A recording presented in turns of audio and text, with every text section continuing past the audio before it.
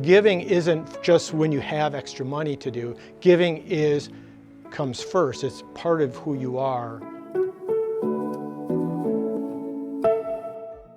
Within the DNA of Lectric is the whole idea of paying it forward, philanthropy. And I think it really started, I'd say go back to even my parents, where they were very faithful with money. We didn't have a lot, but they always found money to give, even when it kind of hurt a little bit.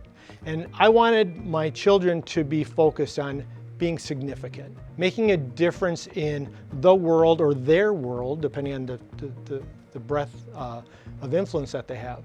And that was, the core of what I wanted to communicate. And I think we brought that in, I think, fairly successfully into Lectric, which is, Lectric isn't the end, Lectric is the means to an end, right? We want to use Lectric to be that force for good.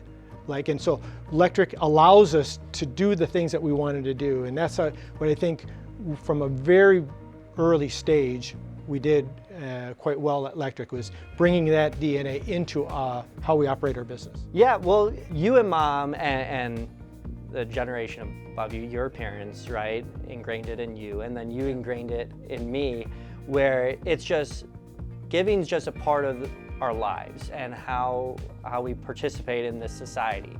It was never really seen as optional. It's just like, this is who we are. And it's not like checking the box, but you should want to do it. And the way you've raised us, you've, candidly have helped us find the joy in helping others, right? That's very much a real part of it, where it gives me great joy to be able to participate in programs and everything like that. Even when Lectric was just this small company and still an idea and everything, we were trying to find ways to get involved with the community and to give back.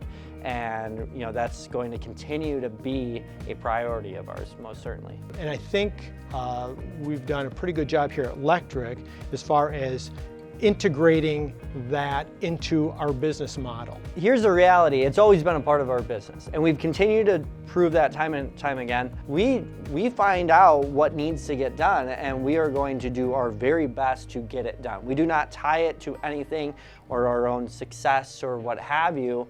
We just find a project that we're really passionate about that needs our help, and sometimes it's us offering up volunteering from our own labor force here, right? Getting them, shuttling them down to St. Vincent de Paul and volunteering, or sometimes it's us taking on this huge undertaking of a huge remodel. Whatever it is, it's not necessarily tied to how the business performs or whatever. We are going to give whenever we can to the maximum ability, basically, and that's just very important.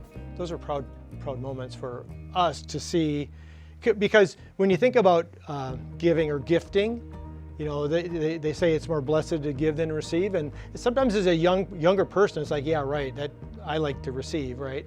And there's that maturity where people can realize and find joy, that there is greater joy, I think, in really giving than in receiving. And I think you found that at a pretty early age. So now, here I am, right, 28 years old now, and I have found a huge calling to use it as a way to inspire the next generation. Just as your dad inspired you and Mom inspired me, I feel this responsibility to inspire the next generation. And I would say that's been a huge way of which we've been giving, as we're working with some big organizations, and then we're making these big videos and whatever, and it's because we want to inspire the next generation, to show them, hey, this is actually really cool, and you can affect so many people's lives positively.